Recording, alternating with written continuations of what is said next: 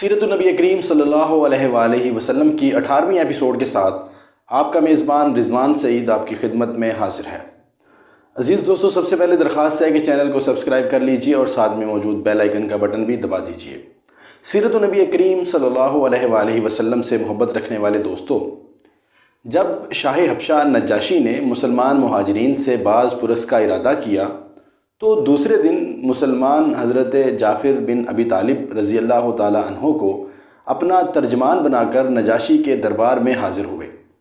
مسلمان یہ تہیہ کر کے اس کے دربار میں آئے کہ ہم سچ ہی بولیں گے، خواہ نتیجہ کچھ بھی ہو۔ اندر داخل ہونے سے قبل انہوں نے آواز دی، بادشاہ سلامت، اللہ والوں کا گروہ اندر آنے کی اجازت چاہتا ہے۔ نجاشی نے یہ آواز سن کر دربان سے کہلوایا کہ ان کلمات کو پھر سے دہرائیں۔ مسلمانوں نے ان کلمات کو پھر سے دہرایا تو نجاشی نے جواب میں کہا، اللہ کے حکم سے داخل ہو جاؤ کہ تم اسی کی پناہ میں ہو۔ محترم و مکرم دوستو، مسلمان السلام علیکم کہتے ہوئے دربار میں داخل ہوئے، لیکن نجاشی کو سجدہ نہیں کیا تو امراء نے سجدہ نہ کرنے کی وجہ پوچھی۔ مسلمانوں نے جواباً کہا کہ ہم اللہ کے سوا کسی اور کو سجدہ نہیں کرتے۔ اس کے بعد نجاشی نے کفار قریش سے کچھ سوالات کیے۔ عمر ابن العاص جو اس وقت کفار مکہ کی نمائندگی کر رہے تھے، انہوں نے عرض کیا، اے بادشاہ، ہم اپنے آباء و اجداد کے دین پر تھے، انہوں نے اسے چھوڑ کر ایک نیا دین اختیار کیا ہے۔ نجاشی نے حضرت جعفر بن ابی طالب رضی اللہ تعالیٰ عنہ سے پوچھا، یہ کون سا دین ہے جس کی بنیاد پر تم نے اپنی قوم سے علیحدگی اختیار کر لی ہے، لیکن میرے دین میں بھی داخل نہیں ہوئے اور نہ ہی ان ملتوں میں سے کسی ایک ملت میں داخل ہوئے ہو؟ انہوں نے جواب دیا، ہم نے اپنے آباء و اجداد کے بت پرستی کے دین کو چھوڑ کر دین اسلام کو اختیار کر لیا ہے، جسے ہمارے رسول محمد صلی اللہ علیہ وآلہ وسلم نے سکھایا ہے، جن پر بذریعہ وحی اللہ کے احکام نازل ہو رہے ہیں۔ یہ سن کر نجاشی نے دربار میں راہبوں، مذہبی پیشواؤں اور علماء کو جمع کر کے ان سے پوچھا، کیا حضرت عیسیٰ علیہ السلام اور روز قیامت کے درمیان کوئی اور نبی آئے گا؟ انہوں نے کہا، قسم ہے اللہ کی، ایک رسول ضرور آئے گا جس کی آمد کی بشارت حضرت عیسیٰ علیہ السلام نے دی ہے، اور فرمایا کہ جو اس رسول پر ایمان لائے گا وہ مجھ پر ایمان لائے گا، اور جو ان کے ساتھ کفر کرے گا وہ مجھ سے کفر کرے گا۔ عزیز دوستو، یہ سن کر نجاشی نے حضرت جعفر رضی اللہ تعالیٰ عنہ سے پوچھا کہ مجھے بتاؤ کہ وہ کس بات کا حکم دیتا ہے اور کن چیزوں سے منع کرتا ہے۔ جناب حضرت جعفر رضی اللہ تعالیٰ عنہ نے ایک برجستہ تقریر کی جس میں عرب جاہلیت کی حالت اور اسلامی تعلیمات کا بہترین خلاصہ پیش کیا، جسے اہل بلاغت نے ابلغ الخطبات کا نام دیا ہے۔ جناب حضرت جعفر رضی اللہ تعالیٰ عنہ نے کہا کہ اے بادشاہ، ہم لوگ ایک جاہل قوم تھے، بتوں کو پوجتے تھے، مردار کھاتے تھے، بدکاریاں کرتے تھے، ہمسایوں کو ستاتے تھے، بھائی بھائی پر ظلم کرتا تھا، کبھی لوگ کمزوروں کو کھا جاتے تھے۔ ہم اسی حال میں تھے کہ اللہ تعالیٰ نے خود ہی ہم ہی میں سے ایک رسول بھیجا جس کی شرافت اور صدق و دیانت سے ہم لوگ پہلے ہی سے واقف تھے۔ اس نے ہمیں اسلام کی دعوت دی اور یہ سکھلایا کہ ہم پتھروں کو پوجنا چھوڑ دیں، سچ بولیں، خون ریزی سے باز آئیں، یتیموں کا مال نہ کھائیں، ہمسایوں کو چین سے رہنے دیں، عفیف عورتوں پر بدنامی کا داغ نہ لگائیں، نماز پڑھیں، روزے رکھیں، زکوٰۃ دیں، صرف ایک خدا کی عبادت کریں اور اس کے ساتھ کسی کو شریک نہ ٹھہرائیں۔ ہم اس پر ایمان لائے، شرک اور بت پرستی چھوڑ دی اور تمام برے کاموں سے باز آئے۔ اس پر ہماری قوم ہماری جان کی دشمن ہو گئی اور ہمیں مجبور کر رہی ہے کہ اسی گمراہی میں پھر واپس آ جائیں۔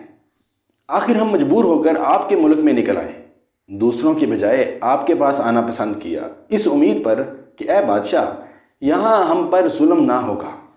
نجاشی نے کہا، جو کلام الہی تمہارے پیغمبر پر اترا ہے اس کا کچھ حصہ سناؤ۔ حضرت جعفر رضی اللہ تعالیٰ عنہ نے سورہ مریم کی چند آیات کی خوش الہانی سے تلاوت کی، جسے سن کر نجاشی پر رکت طاری ہو گئی اور آنسوؤں سے اس کی داڑھی تر ہو گئی۔ پھر کہا، خدا کی قسم، یہ کلام اور انجیل دونوں ایک ہی چراغ کے پرتو ہیں۔ یہ کہہ کر نجاشی نے سفراء قریش سے کہا، تم واپس چلے جاؤ، میں ان مظلوموں کو ہرگز تمہارے حوالے نہ کروں گا۔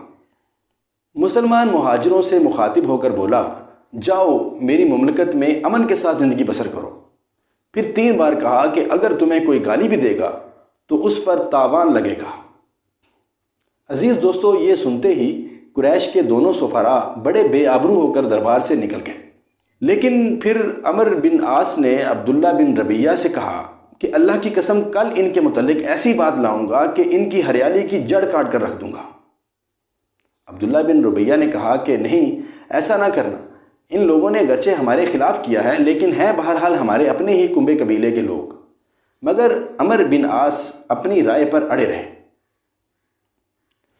دوستو، دوسرے دن عمر بن عاص نے دربار میں رسائی حاصل کی اور نجاشی سے عرض کیا کہ حضور، کیا آپ کو معلوم ہے کہ وہ لوگ حضرت عیسیٰ علیہ السلام کی نسبت کیا اعتقاد رکھتے ہیں؟ نجاشی نے مسلمانوں کو دربار میں طلب کیا۔ تمام راہب اور علماء بھی دربار میں بلائے گئے۔ مسلمانوں کو تردد ہوا کہ اگر حضرت عیسیٰ علیہ السلام کے ابن اللہ ہونے سے انکار کرتے ہیں تو نجاشی ناراض ہو جائے گا، اس لیے کہ وہ عیسائی ہے۔ مسلمانوں کو گھبراہٹ ہوئی، لیکن انہوں نے طے کیا کہ سچ ہی بولیں گے، نتیجہ خواہ کچھ بھی ہو۔ دوستو، نجاشی نے حضرت جعفر رضی اللہ تعالیٰ عنہ سے پوچھا کہ عیسیٰ بن مریم علیہ السلام کے بارے میں تم لوگوں کا کیا عقیدہ ہے؟ حضرت جعفر رضی اللہ تعالیٰ عنہ نے کہا، ہم عیسیٰ علیہ السلام کے بارے میں وہی بات کہتے ہیں جو ہمارے نبی صلی اللہ علیہ وآلہ وسلم لے کر آئے ہیں، یعنی حضرت عیسیٰ اللہ کے بندے، اس کے رسول، اس کی روح اور اس کا کلمہ ہے، جسے اللہ نے کنواری پاک دامن حضرت مریم علیہ السلام کی طرف القاء کیا تھا۔ یہ سن کر نجاشی نے زمین سے ایک تنکا اٹھایا اور کہا، واللہ جو تم نے کہا حضرت عیسیٰ علیہ السلام اس تنکے کے برابر بھی اس سے زیادہ نہیں ہیں۔ عزیز دوستو، پادری اور راہب جو دربار میں موجود تھے نہایت برہم ہوئے، ان کے نتھنوں سے خرخراہٹ کی آواز آنے لگی۔ نجاشی نے ان کے غصے کی کچھ پرواہ نہ کی اور قریش کے سفیر ناکام نکل آئے۔ نجاشی نے حکم دیا کہ قریش کے وفد کے تمام تحائف واپس کر دیے جائیں اور وہ ملک چھوڑ کر چلے جائیں۔ حضرت ام سلمہ رضی اللہ تعالیٰ عنہ، جنہوں نے اس واقعے کو بیان کیا ہے، فرماتی ہیں کہ اس کے بعد ہم لوگ وہاں بہترین ملک میں بہترین پڑوسی کے ساتھ مقیم رہے۔ عزیز دوستو، انہی دنوں میں حضرت حمزہ رضی اللہ تعالیٰ عنہ نے اسلام قبول کیا۔ جب مشرکین اپنی چال میں کامیاب نہ ہو سکے اور مہاجرین حبشہ کو واپس لانے کی کوشش میں منہ کی کھانی پڑی تو آپے سے باہر ہو گئے اور لگتا تھا کہ غیظ و غضب میں پھٹ پڑیں گے۔ چنانچہ ان کی درندگی اور بڑھ گئی۔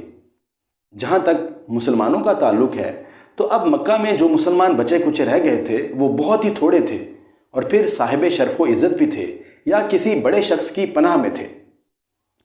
اس کے ساتھ ہی وہ اپنے اسلام کو چھپائے ہوئے بھی تھے اور حتی الامکان سرکشوں اور ظالموں کی نگاہوں سے دور رہتے تھے۔ مگر اس احتیاط اور بچاؤ کے باوجود بھی وہ ظلم و جور اور ایذا رسانی سے مکمل طور پر محفوظ نہ رہ سکے۔ مکہ کی فضا ظلم و جور کے ان سیاہ بادلوں سے گھمبیر تھی کہ اچانک ایک بجلی چمکی اور مقہوروں کا راستہ روشن ہو گیا، یعنی حضرت حمزہ رضی اللہ تعالیٰ عنہ مسلمان ہو گئے۔ ان کے اسلام لانے کا واقعہ 6 نبوی کے اخیر کا ہے، اور غالب بات یہ ہے کہ وہ ماہ ذی الحجہ میں مسلمان ہوئے تھے۔ حضور اکرم صلی اللہ علیہ وآلہ وسلم کے چچا حضرت حمزہ رضی اللہ تعالیٰ عنہ کو حضور صلی اللہ علیہ وآلہ وسلم سے خاص محبت تھی۔ وہ آپ صلی اللہ علیہ وآلہ وسلم سے 2-3 سال بڑے تھے اور ساتھ ہی کھیل کود کر جوان ہوئے تھے۔ دونوں نے صوبیہ رضی اللہ تعالیٰ عنہ کا دودھ پیا تھا، اور اس رشتے سے آپ صلی اللہ علیہ وآلہ وسلم کے دودھ شریک بھائی تھے۔ وہ ابھی تک اسلام قبول کیے ہوئے نہیں تھے، لیکن حضور صلی اللہ علیہ وآلہ وسلم کی ہر ادا کو محبت کی نظر سے دیکھتے تھے۔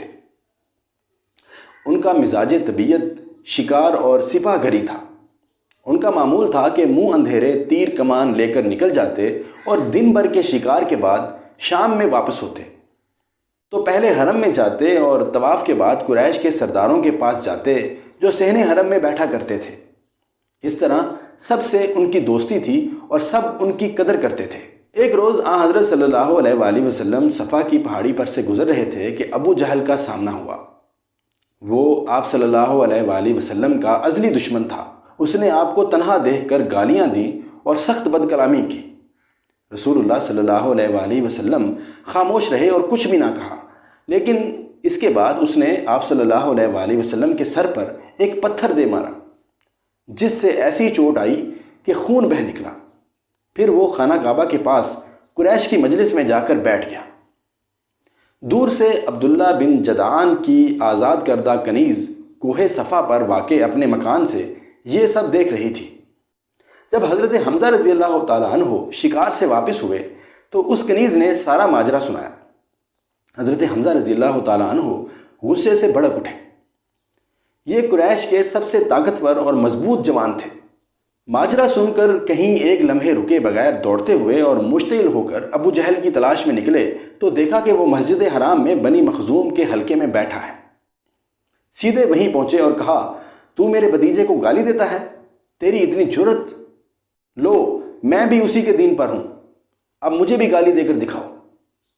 اس کے بعد کمان اس کے سر پر اس زور سے ماری کہ اس کے سر پر زخم آ گیا۔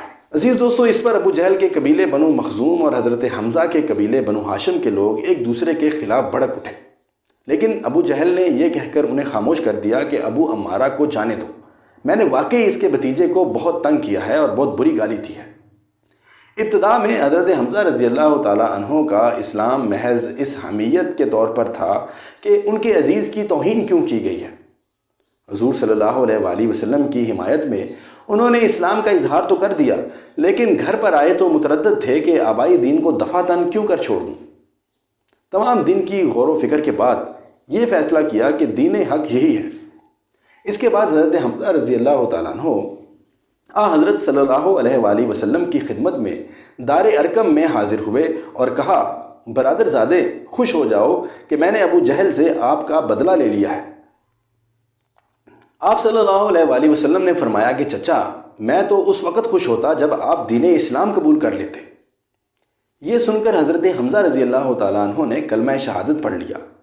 حضرت حمزہ رضی اللہ تعالیٰ عنہ کے اسلام لانے کے بعد قریش نے سمجھ لیا کہ حضرت صلی اللہ علیہ وآلہ وسلم کو قوت کے ساتھ حفاظت و حمایت بھی حاصل ہو گئی ہے، اس لیے آپ صلی اللہ علیہ وآلہ وسلم کو ستانا چھوڑ دیا۔ عزیز دوستو، حضرت حمزہ رضی اللہ تعالیٰ عنہ نے غزوہ بدر میں عتبہ کو قتل کیا۔ 3 ہجری میں غزوہ احد میں شہید ہوئے۔ حضور صلی اللہ علیہ وآلہ وسلم نے سید الشہداء کا خطاب دیا۔ اسد اللہ ان کا لقب تھا۔ عزیز دوستو، یاد رہے کہ کعبہ کے مقابل کوہ صفا پر واقع حضرت ارقم بن ابی الارقم مخزومی رضی اللہ تعالیٰ عنہ کے مکان کو اسلام کے پہلے مرکز کی حیثیت سے شہرت حاصل ہوئی۔ یہ مکان سرکشوں کی نگاہوں اور ان کی مجلسوں سے دور کوہ صفا کے دامن میں الگ تھلگ واقع تھا۔ رسول اللہ صلی اللہ علیہ وآلہ وسلم نے اسے اس مقصد کے لیے منتخب فرمایا کہ یہاں مسلمانوں کے ساتھ خفیہ طور پر جمع ہوں۔ چنانچہ آپ صلی اللہ علیہ وآلہ وسلم یہاں اطمینان سے بیٹھ کر مسلمانوں پر اللہ کی آیات تلاوت فرماتے، ان کا تزکیہ کرتے اور انہیں کتاب و حکمت سکھاتے۔ مسلمان بھی امن و سلامتی کے ساتھ اپنی عبادت اور اپنے دینی اعمال انجام دیتے اور اللہ کی نازل کی ہوئی وحی سیکھتے۔ جو آدمی اسلام لانا چاہتا یہاں آ کر خاموشی سے مسلمان ہو جاتا اور ظلم و انتقام پر اترے ہوئے سرکشوں کو اس کی خبر تک نہ ہوتی۔ روزانہ کوئی نہ کوئی شخص آتا اور اسلام قبول کر لیتا۔ اس طرح ایمان لانے والوں کی تعداد بڑھتے بڑھتے 38 ہو گئی تھی۔ دار ارقم میں ایمان لانے والے 39ویں صحابی حضرت حمزہ رضی اللہ تعالیٰ عنہ تھے۔ یہیں پر حضرت حمزہ رضی اللہ تعالیٰ عنہ کے مسلمان ہونے کے صرف 3 دن بعد حضرت عمر فاروق رضی اللہ تعالیٰ عنہ نے بھی آ کر اسلام قبول کیا۔ حضرت عمر رضی اللہ تعالیٰ عنہ 40ویں صحابی تھے۔ ان کے قبول اسلام کا واقعہ تفصیل کے ساتھ اگلی قسط میں بیان کیا جائے گا۔ عزیز دوستو، اگلی قسط سیرت نبی کریم صلی اللہ علیہ وآلہ وسلم کی 19ویں قسط ہوگی، جو کہ انشاءاللہ جلد ہی اپلوڈ کر دی جائے گی۔ اپنا بہت سارا خیال رکھیے گا، ویڈیو کو لائک اور شیئر کرنا مت بھولیے گا۔ اللہ حافظ۔